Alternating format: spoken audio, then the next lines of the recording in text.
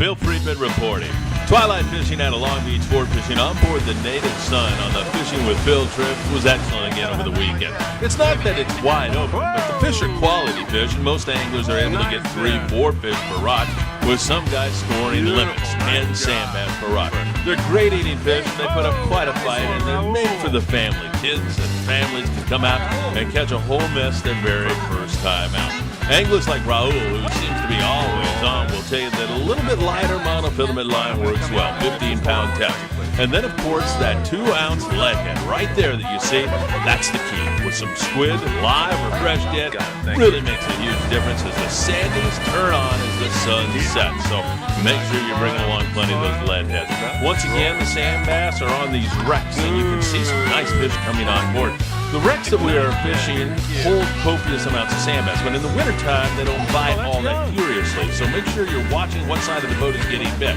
Take a look at young Kim, passing the rod off to Brandon. And that young man gets a nice sand bass thanks to the tutelage and the time that Young put in on that. And those are the folks that we have on board. A regular on our trips, Hector Medina with a nice sand bass. Beautiful fat fish there. You can see what we are talking about. You go home with those fillets, and you're really going to score some fish.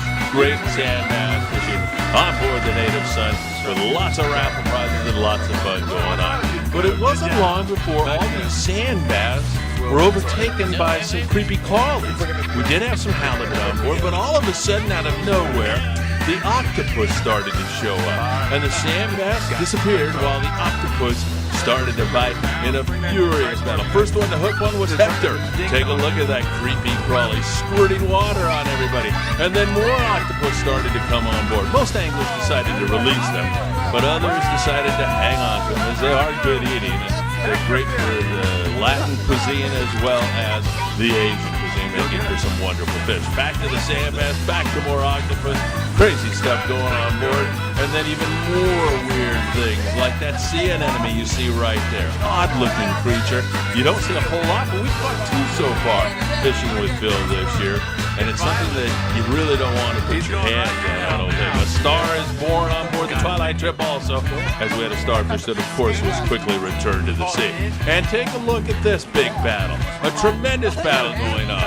And a rockfish for this angler, as we had everything biting. To top off the trip, some great sculpin fishing. There's no finer eating fish in the sea than the sculpin. They were biting very, very well. Another great weekend, Twilight fishing, fishing with Phil on board the Native Sun. We hope to see you next weekend. Have a great one, everybody. Great being with you all. Nice. Got it.